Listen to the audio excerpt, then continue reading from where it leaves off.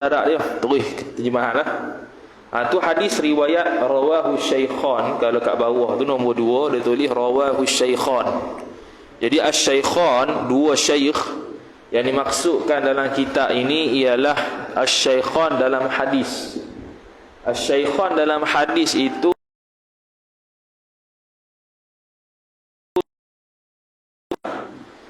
dia ada asy-syaikhan dalam fiqh. Asy-syaikhan dalam fiqh pula lain. Asy-syaikhan dalam fiqh tertuju kepada Imam An-Nawawi dan Imam Ar-Rafi'i rahimahumallahu taala. Jadi sebab apa kita kata syaikhan, dua orang syekh yang di sini ialah Bukhari Muslim, sebab dia membahaskan berkaitan hadis. Jadi hadis ni yang terkenal Imam Bukhari Muslim lah, dan yang lain-lain. Imam Nawawi pun terkenal juga dalam hadis, cuma dia lebih pada fiqh. Artinya arti sabda Nabi sallallahu alaihi wasallam, lazimkan oleh kamu akan benar. Lazimkan makna senantiasalah kamu bercakap benar. Lazim ni asal makna wajib lah. Alaikum wajib tu. Lazim sini makna wajib lah. Wajib kamu berkata benar. Kerana benar itu menyampaikan ia benar kepada kebajikan. Benar itu menyampaikan kepada kebajikan. Kebajikan tu pahala lah.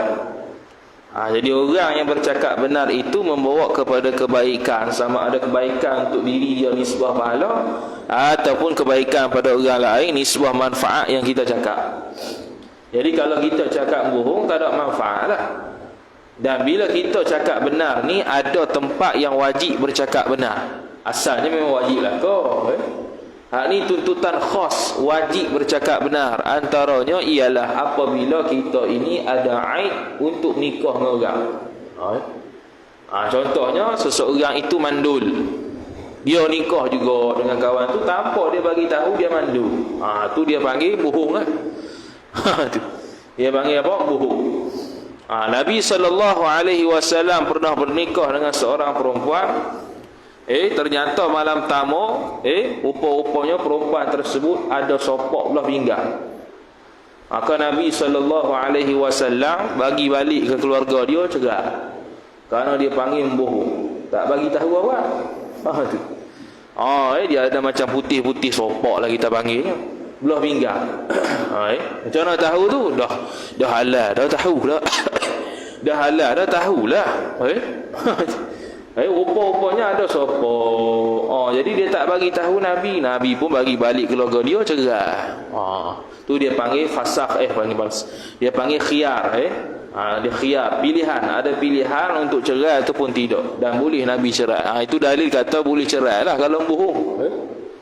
Sebab tu kalau ada benda cacat dalam diri kita ni ataupun orang perempuan tu, wajib bagi tahu. Ada parut di sekian-sekian. Saya ada parut ni di paha ni. Nak buka orang. Kena bagi tahu lah. Takut malam-malam tamu kau buka terkejut. Dia parut apa ni? Ingatkan tak ada parut apa, suci molek rupanya ada parut. Itu dia panggil bohong lah. Itu bercakap benar. Antara benda yang wajib cakap benar lagi ialah kita jadi saksi.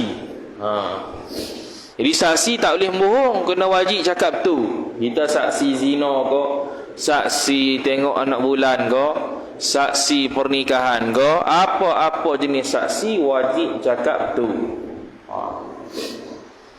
Dan kebajikan itu menyampaikan ia kebajikan kepada syurga. Itu asbab mendapat rahmat Allah Ta'ala. Kerana kita masuk syurga bukan dengan pahala, tapi dengan rahmat. Jadi bila dengan rahmat Allah Ta'ala, maka macam mana nak dapat rahmat Allah Ta'ala? Iaitu kita usaha untuk buat baik, dapat pahala lah, baru dapat rahmat. Walaupun begitu, bukan dengan sebab pahala semata-mata kita masuk syurga Allah Subhanahu wa Ta'ala. Sebab itu kita tak layak untuk riak, tak layak untuk takabur, tak layak untuk sum'ah, kerana yang beri pahala Allah. Bukannya kita yang beri bekah, kita ni boleh beramal. Tidak, Allah yang beri bekah. Allah yang beri kita ni sembahyang puasa bang ni, bukan diri kita sendiri. Diri kita sendiri ni hanya usaha zahir ni lah. Sebab tu kita dalam niat usolli ni sahaja aku sembahyang. Boleh sahaja aku sembahyang tu dengan makna saya ni boleh nisbahkan saya ni sembahyang dah. Tapi hakikatnya Allah yang bagi sembahyang.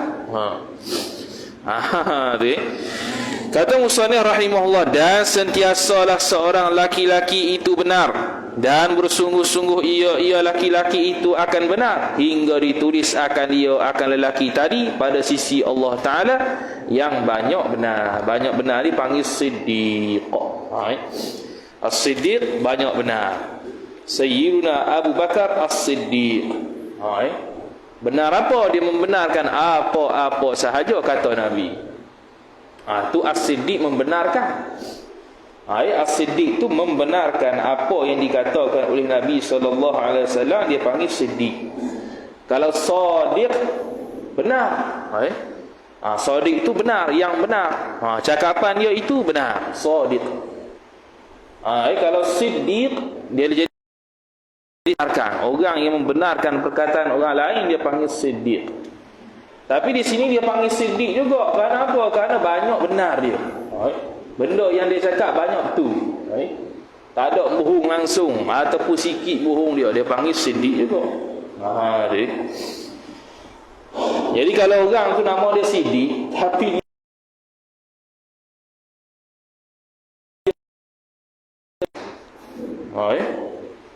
kemudian kata musannif rahimahullahu ta'ala, dan jauhkan oleh kamu akan diri kamu dan akan berdusta. Ni dia punya sirah bahasa Arab lah. Alaikum, dia kata apa tadi? Wa iyyakum wal kadhiba. Dengan makna jaga-jagalah kamu daripada bohong. Haram ke atas kamu bohong. Haram ni pada kebiasaannya, tapi ada yang wajib bohong. Contohnya ialah menjaga nyawa orang. Kalau kita tidak bohong menyebabkan orang kena bunuh, wajib bohong. Kalau kita tidak bohong menyebabkan orang putus silaturahim, wajib bohong.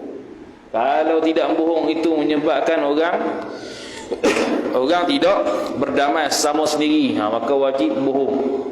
Tu yang wajib bohong. Jadi bohong ni bukan semuanya mazmumah, macam mengumpat lah.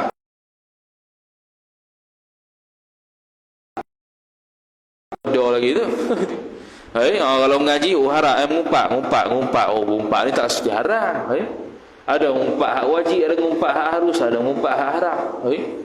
Banyak ngumpat hak wajib tu banyak. Ngumpat hak haram sikit je, satu je. Itu cakap benda yang orang lain tak suka, noktah situ je. Tapi kalau yang ngumpat wajib ni berlambak. Sama juga bohong ni ada yang wajib, ada yang sunat, ada yang haram. Tu. Cuma di sininya ialah yang dimaksudkan bohong yang haram. Bohong yang sunat mana? Iaitu contohnya kita kata kita sayang isteri kita hak nombor 2, padahal tak sayang langsung. Contohlah. Kalau hak jenis poligami lah ni. Sebab apa tu?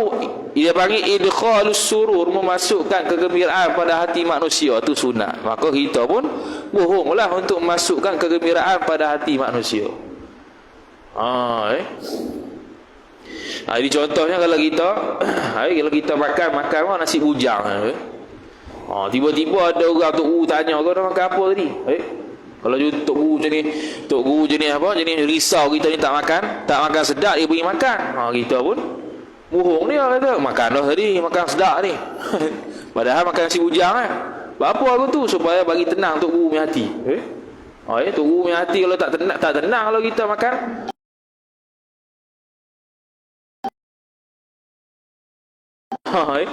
Kan resah pula kawan tu. Tak tidur lagi. Kemudian kata musannif rahimahullahu ta'ala, kerana berdusta itu menyampaikan ia berdusta kepada jahat. Jahat ni dosa lah. Ni yang ghalib lah. Seperti keluar daripada ta'at. Jadi kalau dia tu bohong tu tidak ta'at lah, bohong yang haram. Tapi kalau bohong yang sunat dan wajib, itu ta'at. Tu dan jahat itu menyampaikan ia jahat kepada api neraka. Ni kalau Allah Ta'ala tidak ampun dosa. Kalau Allah Ta'ala ampun dosa kita, tak ada apa, tak masuk neraka lah. Ataupun kita bohong dan kita bertaubat dan Allah terima taubat kita, tak ada apalah, Allah Ta'ala tak masukkan kita ke dalam neraka. Dengan rahmat Allah Subhanahu wa Ta'ala. Tu. Dan sentiasa hamba itu bersungguh-sungguh pada berdusta. Ni hak dusta pula. Hingga ditulis akan dia akan hamba tadi pada sisi Allah Ta'ala yang banyak dusta. Dia panggil Al-Kadzdzab. Macam Musailimah Al-Kadzdzab, Nabi palsu. Sebab apa dia panggil Al-Kadzdzab? Sebab dia banyak bohong tentang kenabian dia. Dia nak ikut style Nabi SAW. Perigi yang kering dia nak ludah macam Nabi. Nabi ludah, naik perigi tu air, dia pun ludah juga ke kering. Dia ingat makin ni musim panas ni, perigi tu makin kering lah. Dia ingat macam buat macam Nabi lah. Dia ludah naik air tu. Tengok makin kering. Begitu juga Nabi SAW. Mata sahabat bila berperang tercucuk panah, terkeluar mata tu. Dia pun letak balik dengan air liur Nabi SAW ke mata tu lagi cerah. Lepas tu Musailimah Al-Kadzdzab ni pun nak tiru juga. Dia pun ludah mata kawan tu, dua-dua buta. Dia. Itu Musailimah Al-Kadzdzab. Jadi dia bohong. Dia bohong kata dia tu Nabi, padahal bukan Nabi. Tu Kemudian kata musannif rahimahullahu ta'ala, dikehendaki dengan ditulis di sisi. Dikehendaki dengan ditulis di sini. Ditulis itulah. Dia kata tadi, ditulis di sisi Allah Ta'ala akan banyak benar, ditulis akan sisi Allah Ta'ala banyak berdusta. Tulis sini mana dihukumkan bagi yang pertama. Bagi yang pertama ni bagi orang yang bercakap tu dengan banyak benar. Ditulis sini makna dihukumkan. Bukannya Allah tulis. Bukan keruk-kerak dengan pen tu Allah tulis. Kita ni cok siddiq kan.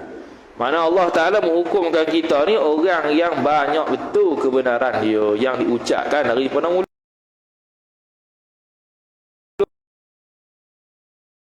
Dan mendapat ia seorang tadi akan sifat dan pahala yang banyak benar. Dia dapat sifat yang bernama as-sidqu, benar, dan pahala pun banyak tu lah. Tu dihukumkan Allah Ta'ala bagi orang yang bercakap banyak yang betul. Bercakaplah benar walaupun pahit. Sekali bohong orang tak percaya. Dan bohong ni salah satu sifat munafik. Munafik amalan, iaitu orang cakap dia bohong. Ketika bercakap dia pembohong. Itu dia panggil orang-orang yang munafiqin, orang munafik. Kata muallif rahimahullahu ta'ala, dan dihukumkan bagi yang kedua. Yang kedua tu makna orang yang banyak dusta tadi dengan banyak berdusta, dan mendapat ia seorang yang banyak dusta tadi akan sifat dan dosa yang banyak berdusta. Jadi bila nak hapus dosa dusta ni kena bertaubat macam cara tasawuf lah, iaitu meninggalkan segala dusta yang telah lalu, berazam untuk tidak kembali dusta, kemudian dia itu bertaubat pada Allah Ta'ala. Selesai. Tu dia punya taubat daripada dusta. Bukannya dia buat dusta, dia pun kata dalam hati, tak apa, sekali aku minta ampun balik. Tak jadi tu. Kata musannif rahimahullahu ta'ala, dan sabda Nabi sallallahu alaihi wasallam, tu riwayat Imam Ahmad dan Abu Shaykh, iyyakum wal kadhiba fa innal kadhiba mujanibun lil imani. Artinya jauhkan oleh kamu akan diri kamu dan takut oleh kamu akan berdusta. Nak suruhkan jauhkan diri kita daripada berdusta lah tu. Iyyakum wal kadhiba. Dia akan guna sirah macam tu. Lafaz yang macam tu. Jauhkan diri kamu dan jauhkan diri kamu dan berdusta. Bukan suruh kita jauhkan diri sendiri, bukan. Nak suruhkan kita ni jauhkan diri daripada berdusta, bercakap bohong yang haram. Jadi cakap bohong yang haram ni ada yang dosa kecil, ada yang dosa besar. Kalau hak dosa besar tu yang mencacatkan maruah orang, yang menjatuhkan maruah orang, yang mencederakan harta orang, yang membabitkan orang lain lah.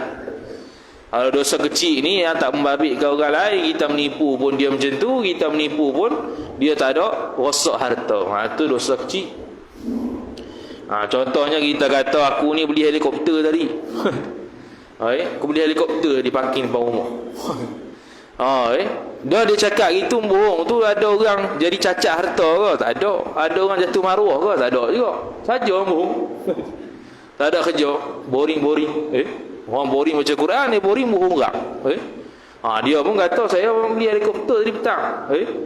Parking depan rumah dah. Padahal helikopter apa? Helikopter mainan tu. Dia kata helikopter betul. Bohong lah tu. Tu dosa kecil je. Bukan dosa kecil je tu untuk amal tu. Nak kata tu dosa lah. Dosa kecil. Kemudian kata musannif, kerana berdusta itu menjauhkan ia dusta akan iman. Akan iman ni bukan makna kalau dusta jadi kafir. Dusta ni akan menyebabkan kesempurnaan iman kurang. Tu. Jadi kalau amalan-amalan adalah kitab-kitab, bila sebut menjauhkan diri daripada iman, jauhkan diri daripada iman, rosak iman, hak tu rosak dan kurang kesempurnaan iman. Bukannya kata kalau berdusta kafir, bukan. Jadi kesempurnaan iman. Apa beza antara iman dan kesempurnaan iman? Iman itu macam kita ni, iman tu macam kita ni beli nasi saja. Kita ni lapar, kita pun beli nasi saja. Lauk tak ada. Boleh tak makan? Boleh lah. Kenyang tak? Kenyang, tapi tak puas. Kesempurnaan iman ni macam nasi, kita beli lauk ayam, daging, sayur, kita pun makan, kenyang dengan puas. Jadi kesempurnaan iman ni dengan iman tu akidah dah ada, kesempurnaan dia dengan amalan lah. Yang kesempurnaan itulah yang menyebabkan cahaya kita akan meniti sirat. Kita akan meniti sirat dengan cahaya iman. Jadi kalau iman seketui akidah tu je, tak ada amal langsung, susahlah kita masuk neraka nanti. Sebab apa? Cahaya yang nak lalu siratal mustaqim, sirat itu kecil sangat. Kita nak besar sehabis-habis. Sebab gelap gelimat, tak nampak apa depan belakang kiri kanan. Hanya cahaya iman sahaja yang dapat kita menjadi panduan untuk lalu sirat tadi sampai syurga. Jadi dengan sebab dia berdusta itu menyebabkan kurang keimanan dia dan menyebabkan kurang cahaya iman nanti nak meniti sirat. Kata musannif, dan sabda Nabi sallallahu alaihi wasallam, hadis ni riwayat Imam At-Tirmizi dan Abu Nuaim, idza kadzaba idza kadzaba al-'abdu kizbatan, idza kadzaba al-'abdu kazbatan. Kalau dobiknya kadzaba, kalau dalam kitab ni kadziba. Kena cek balik dah, maka kadziba ke kadzaba. Kalau disebut sarah boleh lah kau. Yalah, dalam kitab kadziba, kalau kita dobik atau guru kadzaba. Kalau sarah tu boleh lah kau. Cuma hadis ni kita kena ikut Nabi lah. Kalau dalam kitab ni kadziba lah, tapi hak dobik kita ni kadzaba. Kena cek balik lah mana betul. Kadzaba ke kadziba, dari sudut makna sama je, bohong juga. Tapi yang biasa kita dengarnya kadhibah lah, bukan kadzaba. Kalau kadzaba kazbatan, kalau kadhiba kizbatan. Itu taba'ada anhu al-malaku milan min natni ma jaa bihi. Hadis ni riwayat Imam Tirmizi. Dia kata arti sabda Nabi sallallahu alaihi wasallam, apabila berdusta seorang hamba Allah Taala sekali berdusta, niscaya jauh daripada seorang oleh malaikat 1 mil. 1 mil ni sekarang ni mile lah, M-I-L-E. Tengoklah berapa kilometer. Sebab apa jauh? Kerana busuk dusta yang mendatangkan ia hamba dengan dusta. Jadi malaikat ni dia boleh bau dosa. Kita ni kalau boleh bau dosa ke, habis tak buat dosa kita. Sebab apa? Takut orang bau. Bau apa ni? Hang buat dosa apa ni? Habis kita. Kita buat dosa, kita kurung seorang diri. Sebab apa? Takut orang bau. Kalau bau busuk ketiak tak apa lagi, ni busuk dosa. Muncul Allah Ta'ala tak buka hijab pada orang untuk tahu dosa kita. Kalau tak ke habis cerita. Bayang jemaah tak pergi, bayang raya tak keluar. Sebab apa? Aku dosa, tak tahu buat dosa apa. Aku rasa macam riak kot dosa ni. Busuk semacam, busuk dosa apa? Dosa riak kot. Habis cerita gitu. Kalau dosa hak zuhir ni mungkin jauh dah. Kita ni jarang kata berzina tu. Orang surah, masjid surah ni berzina jarang dengar. Orang masjid surah ni tinggal sembahyang lagi jarang. Orang masjid surah ni curi lagi jarang. Biasa tak ada hak tu, biasa orang luar lah. Tapi hak masjid surah ni ada dosa lain. Mana dosa hak batin? Boleh jadi dia sembahyang riak. Habis cerita dosa lagi. Semayang dia ujuk pula, rasa aku seorang paling semayang jemaah di sini, orang lain tak apa nak ada dah. Dosa kita jenis gitu orang masjid surau.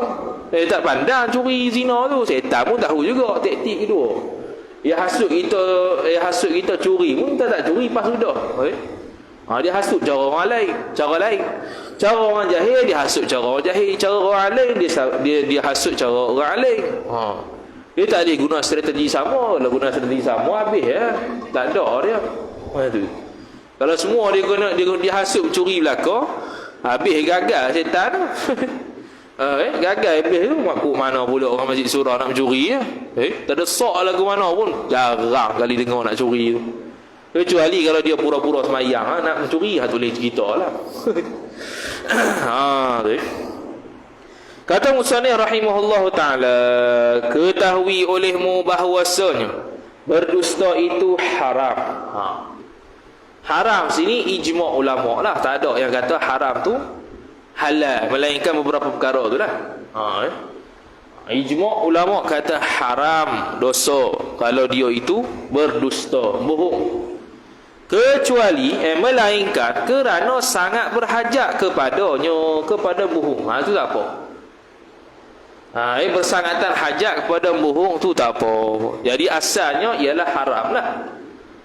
Mana contoh dia? Seperti berdusta pada peperangan. Ni lawan dengan kafir harbi. Berperang dengan kafir harbi. Contohnya kita berjanji nak perang pukul 9 malam ni, tiba-tiba pukul 7 serang dah. Bohong tu. Tak apa. Tu bohong dalam perang.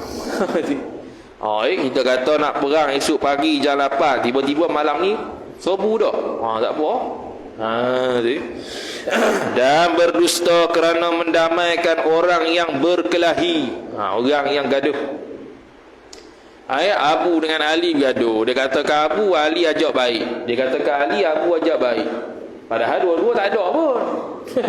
Dua-dua saling bermusuhan lagi. Cuma dia jadi orang tengah, dia bohong kata mereka ni nak saling berbaik. Akhirnya berbaik sungguh. Tu tidak haram. Dan berdusta suami tatkala ingkar ia suami di hadapan isterinya suami bahawa ada madu suami lebih kasih kepadanya. Sudah. Ni poligami lah ni. Jadi dia berkahwin dengan 4 orang. Jadi bila berkahwin dengan 4 orang ni, walaupun boleh kahwin 4 orang tu, bini tu macam-macam cerita lah. Cemburu, saling cemburu. Dia kata suami dia lebih sayang pada isteri ketiga daripada isteri kedua, ke satu, ke 4. Jadi dia pun bohong kata sayang belaka. Dengan caranya dia pergi seorang-seorang lah. Kalau dia pergi 4 orang sekaligus duduk depan dia kata sayang belaka, tu tak percaya mana tu. Dia kena pandai juga tu lelaki tu kalau nak bini ramai. Jadi Nabi SAW ada 11 bini. Sebelah tu dia kata masa satu hari sebelah isteri Nabi SAW tu gaduh. Gaduh sama sendiri. Jadi Nabi SAW pun kata kalau ginilah, malam ni aku akan bagi satu cincin. Yang mana kalau ada orang dapat cincin ni mana akulah, mana dia lah orang yang paling aku sayang. Jadi masing-masing pun mengharapkan mereka lah dapat tu. Bila tiba waktu malam tu ataupun tiba masa dia, Nabi sallallahu alaihi wasallam bagi belaka tiap-tiap orang satu cincin, masing-masing perasan.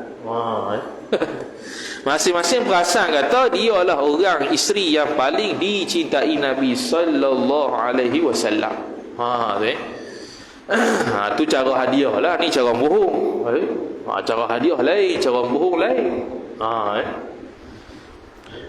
Semua maklum dah, isteri-isteri Nabi sallallahu alaihi wasallam maklum dah, orang yang paling disayangi Nabi sallallahu alaihi wasallam ialah Sayyidatina Aisyah waktu tu.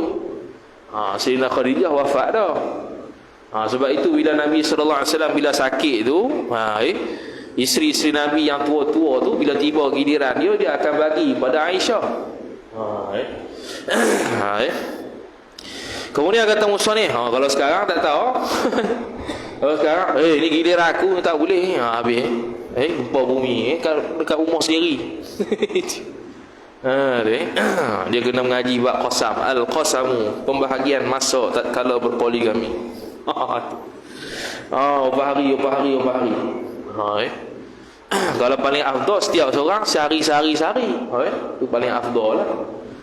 Hari pertama bini pertama, hari kedua bini kedua, hari ketiga bini ketiga, hari keempat bini keempat, hari kelima bini pertama balik. Itu sehari. Tu hak paling afdal. Kalau tak boleh gitu, ikutlah. Asalkan sama adik. 3 hari satu bini ke, 2 hari satu bini ke, seminggu satu bini ke, ikutlah. Penat juga punya bini pun. Bak tutup Dala rahimahullahu ta'ala, dia ada rumah besar, bilik masing-masing 4 bini. Rumah besar nak tahu ni tu guru cerita.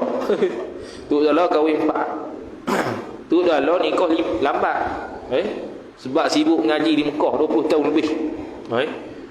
Dan dia tak boleh tengok perempuan. Dia tengok perempuan, dia minang selalu. Dia tengok yang perempuan, dia minang lah. Kita tengok puan, astagfirullah ya, selamat habis. Tu buku. Dia tengok perempuan, minah selalu.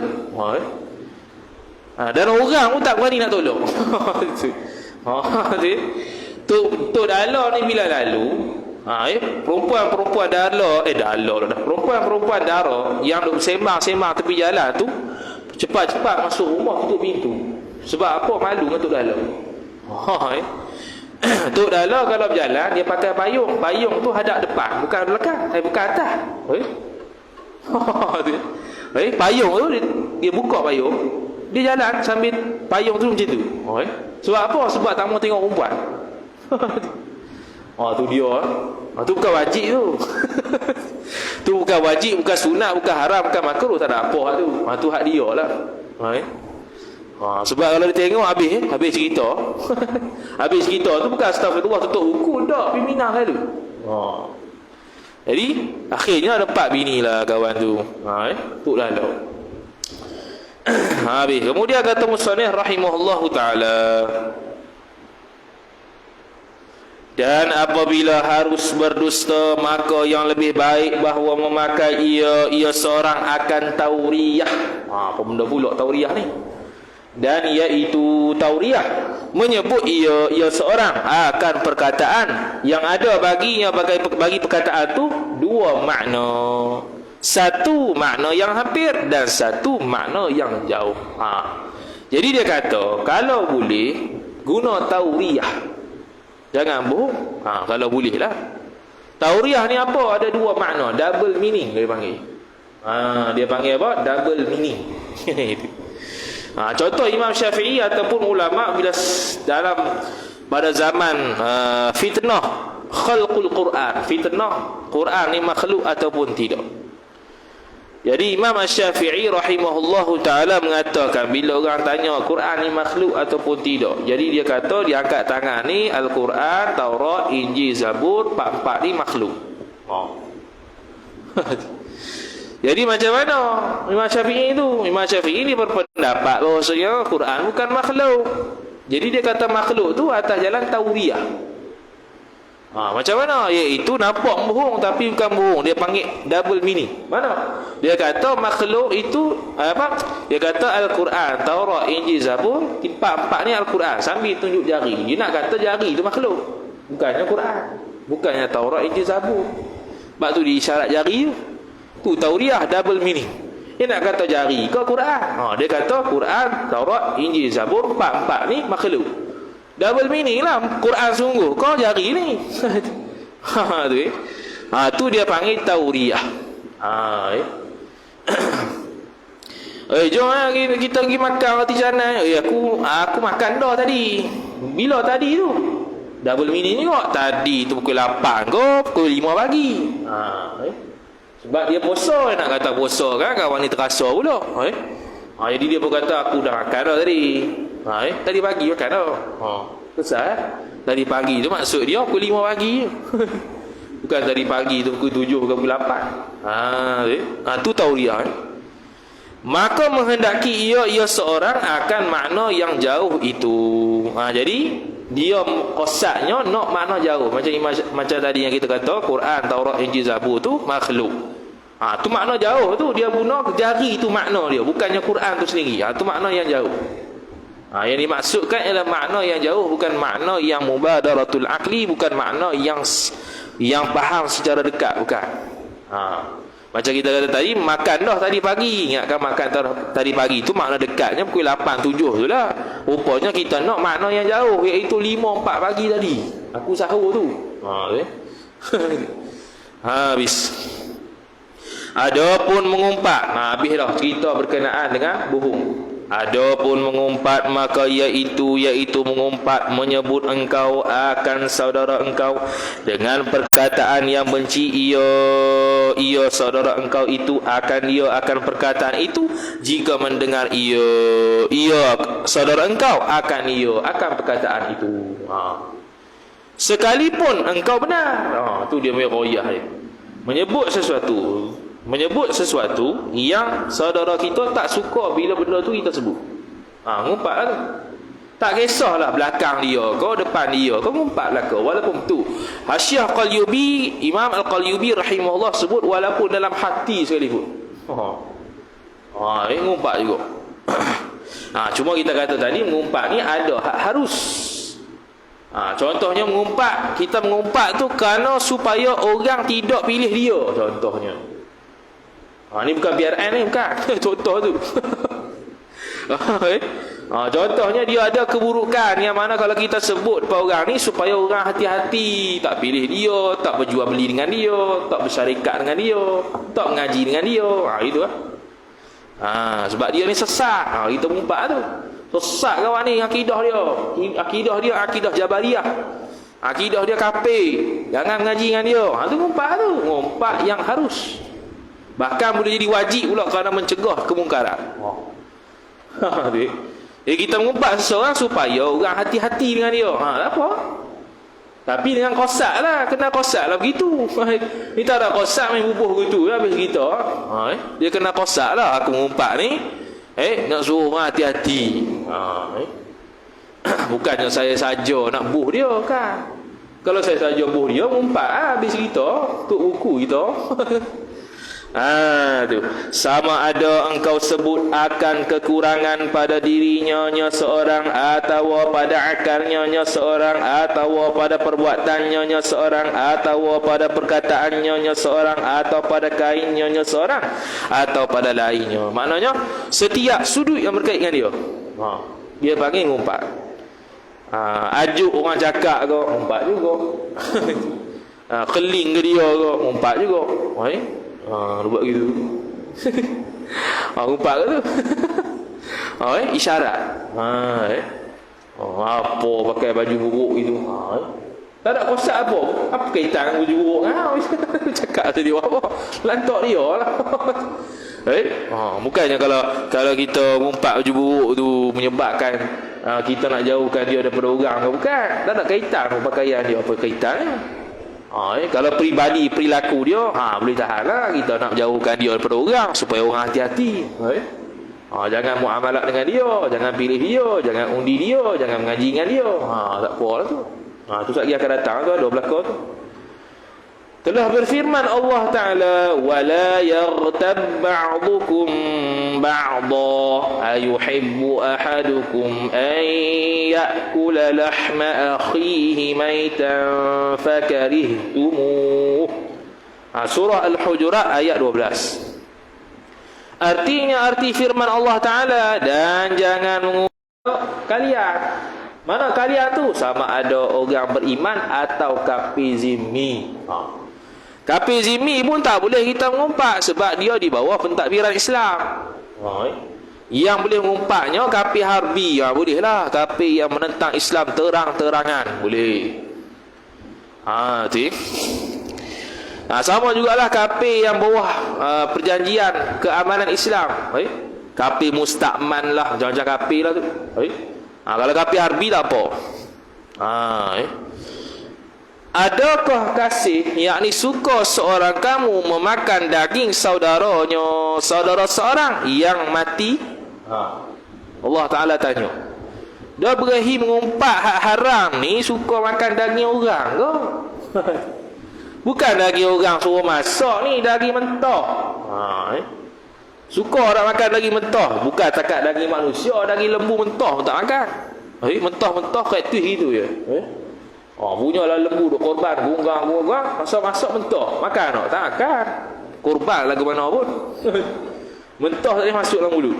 Maka benci kamu akan dia, akan makan saudara manusia tadi. Noktah. Tu apa nama tu? Firman Allah Subhanahu wa Ta'ala. Jadi bila kamu tidak berahi, tidak benci kepada benda yang kamu nak makan, saudara, daging saudara kamu sendiri itu, maka jangan mengumpat lah. Mengumpat yang haram, bukan mengumpat yang harus. Cerita tadi dia kata lah, mengumpat yang harus tu boleh. Kalau kita tak mengumpat dia, orang akan pergi ke dia, bahaya. Kita pun mengumpat, cakap ke orang ke, buat update status ke apa ke. Macam-macam lah. Dan sabda Nabi sallallahu alaihi wasallam, tu riwayat Ibnu Abi Dunya dan Abu Syekh daripada Jabir dan Abi Sa'id radhiyallahu taala anhuma. Iyyakum wal ghibata fa innal ghibata ashaddu minaz zina. Qila lahu kaifa? Qala innar rajula qad yazni wa yatubu fayatubu Allahu alayhi wa inna sahibal ghibati la yughfaru lahu hatta yaghfiru lahu sahibuh. Artinya, arti sabda Nabi sallallahu alaihi wasallam, jauhkan oleh kamu akan diri kamu dan takut oleh kamu akan mengumpat. Mengumpat. Jadi kalau kita nyembang apa semua tu, jangan cerita pasal orang lah. Ni cerita pasal orang. Cerita pasal orang tu yang harus tak apalah. Ni yang haram. Yang haram ni masuk dalam tomok berkata-kata. Dia suka cakap sangat sampai masuk bab mengumpat, habis cerita. Jadi tak payah cerita pasal orang. Jangan jaga tepi kain orang, jaga kain sendiri. Tu peribahasa Melayu kita lah.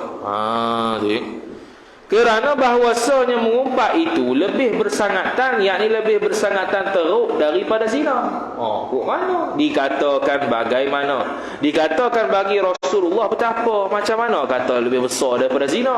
Artinya, kerana apa mengumpat itu lebih bersangatan daripada zina? Bersabda ia Nabi sallallahu alaihi wasallam, bahawasanya seorang laki-laki itu terkadang berzina ia laki-laki, dan taubat ia laki-laki, maka menerima Allah Ta'ala akan taubatnya laki-laki. Dan bahawasanya orang yang mengumpat itu tiada diampuni baginya bagi orang yang mengumpat, hingga mengampuni baginya bagi orang yang mengumpat oleh orang yang diumpatnya. Jadi orang yang mengumpat, dosa dia tidak akan diampun, melainkan dia minta maaf. Minta maaf dia pula kena bagi tahu apa yang dia umpat. Bukan minta maaf selamat hari raya, maaf dari batin 0000, bukan. Dia minta maaf, aku minta maaf. Apa? Sebab aku ni kata ni bodoh dulu. Kena gitu. Sebab kita nak minta halal at-tahlil, minta halal. Kalau minta halal ni, minta halal sungguh lah, kan minta halal main-main. Macam kita berdosa dengan Tuhan, ya Allah, ya Tuhan ku, ampunilah dosa aku berzina, ya Allah, aku pernah mencuri. Tafsir tu. Itu lagi baik daripada ya Allah, ya Tuhan ku, ampunilah dosa aku. Habis nokta. Itu mazhab kita Asy-Syafi'i. Kena minta maaf secara tafsir satu-satu. itu lebih ihtiyat, lebih berhati-hati, kerana dia membabitkan dosa dengan orang. Kalau dosa dengan Allah Ta'ala, tak apa, beres lalu dah, lalu tak taubat, selesai. Allah terima ataupun tidak, tu hak dia lah. Yang kita usahanya. Kalau mengumpat, kita wajib bagi tahu kita ni pernah mengumpat. Mengumpat ke orang perempuan ke, perempuan mengumpat ke lelaki ke, kan nak bagi tahu lah mengumpat apa tu. Dalam kita ada dalil nasah menyebutkan bahawasanya mengumpat ni, sebelum tu, mengumpat, kalau mengumpat benda baik tak panggil mengumpat. Walaupun dia tak suka. Kita kata tadi menyebut sesuatu benda yang dia tak suka tu mengumpat. Sekarang ni benda yang dia tak suka ialah puji dia. Tapi sekarang ni kita tengah puji dia. Mengumpat tak? Tak mengumpat. Itu disebut dalam kitab ad-dalilun nasah. Siapa yang suka pujian memang tak suka belaka, suka tu gila. Dia tak suka pujian orang, tapi orang puji belakang dia. Mengumpat tak? Tak mengumpat. Walaupun dia tak suka. Dan mengumpat ni pula dalam kitab Ad-Dalil Nasah menukilkan sebahagian pandangan ulama mengatakan bahawasanya mengumpat yang haram dosa besar ni ialah mengumpat orang hafal Quran, orang yang ahli ilmu sahaja. Ini sebahagian ulama lah. Sebab apa? Sebab ditilik kepada masyarakat awam sekarang ni, jarang sangat orang itu lepas daripada mengumpat. Jadi maknanya kalau mengumpat selain daripada dua orang ni dosa kecil. Bila dosa kecil ni, buat amalan pun boleh hapus. Innal hasanati yudhhibnas sayyiat. Sesungguhnya amalan baik, perkara kebaikan itu akan menghapuskan kejahatan. Jadi yang menghapuskan kejahatan dosa kecil ni boleh dengan amalan. Walaupun dalam kitab tasawuf dan tuntutan ke atas kita wajib bertaubat walaupun dosa kecil. Cuma nak katanya dosa kecil ni boleh hapus dengan amalan. Tu je. Tu je. Kalau dosa besar wajib taubat secara khusus. Jadi kitab tersebut menukilkan sebahagian ulama berpandangan sedemikian. Walau bagaimanapun itu bukanlah menjadi sebab untuk kita halang mengumpat orang. Jangan mengumpat orang lepas ni. Gitu. Ulama dengan hafal Quran je dosa besar. Banyak aku mengumpat dia apa? Jangan gitu pula. Tu bodoh dia panggil. Itu orang kata sebahagian ulama ke pandangan muktamad tu. Pandangan muktamad haram lah juga ni kitab ni. Kemudian kata musannif rahimahullahu taala. Jadi orang yang diumpat tidak akan diampunkan dosanya melainkan telah diampunkan oleh orang yang diumpat. Jadi jaga-jaga. Okey. Sekarang ni kita minta maaf, dia tidak maafkan. Lagu mana? Jawapannya ialah kita wajib berusaha untuk minta maaf sampai dia maaf. Kalau tak maaf juga, kita ni kena usaha hadiahkan bacaan Fatihah ke apa ke dia supaya nanti di akhirat dia maafkan kita. Tanggung sendiri ya. Siapa suruh mengumpat? Jadi jalan ikhtiar dia kena usaha minta maaf banyak kali. Bukan sekali habis cerita tutup buku, tak ada. Sampai dia halal kan. Kalau tak halal juga kita kena usaha baca Quran ke Fatihah ke hadiah ke dia supaya dengan harapan esok-esok di akhirat nanti kita hadiah pahala ni dia ni maafkan kita. Kita hadiah baca Quran tu untuk supaya dia ni maafkan kita. Tu cara dia lah. Kata musannif rahimahullahu taala, dan menilik oleh Nabi sallallahu alaihi wasallam ke dalam api neraka pada malam Mi'raj, maka tiba-tiba di dalam neraka beberapa laki-laki. Laki-laki ni masuk perempuan lah. Laki-laki ni panggil ala sabilil ghalib, masuk panggil ghalib. Ghalibnya dinisbah laki-laki. Macam dalam Quran sebut ya ayyuhalladzina amanu. Kalau ikutkan amanu tu orang beriman laki-laki lah, perempuan tak kena. Macam tu perempuan tak payah semayang lah. Sebab Allah Ta'ala wa aqimus salah, wa aqimu tu dirikanlah oleh kamu wahai laki-laki akan semayang. Perempuan tak payah semayang lah.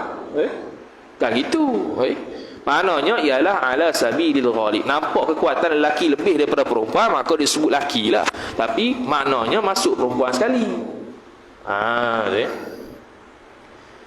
Maka tiba-tiba di dalam neraka beberapa laki-laki yang memakan bangkai. Bangkai ni istilah bagi sesuatu daging yang tak disembelih menurut sembelihan syarak.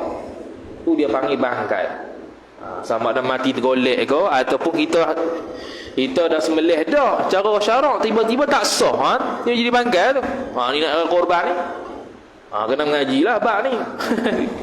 Jadi sembelihan mana yang dikira sah menurut syarak tu tak panggil bangkai. Tapi sembelihan yang tidak sah menurut syarak ataupun dia tu mati gelek kereta, tu bangkai. Bangkai ni boleh memanfaatkan lagi kulit dia, tapi melalui samak, bukan melalui basuh gitu ya, dengan samak. Wallahu a'lam wa sallallahu ala sayyidina Muhammad wa ala alihi wa sahbihi wa baraka wa sallam. A'udzu billahi minasyaitonir rajim. Bismillahirrahmanirrahim. Alhamdulillahi rabbil alamin wassalatu wassalamu ala asyrafil anbiya'i wal mursalin sayyidina Muhammadin wa ala alihi wa sahbihi ajma'in. Allahumma zidna ilma warzuqna fahma. Allahumma zidna ilma warzuqna fahma. Allahumma zidna ilma warzuqna fahma. Wa sallallahu ala sayyidina Muhammad wa ala alihi wa sahbihi wa baraka wa sallam. Walhamdulillah.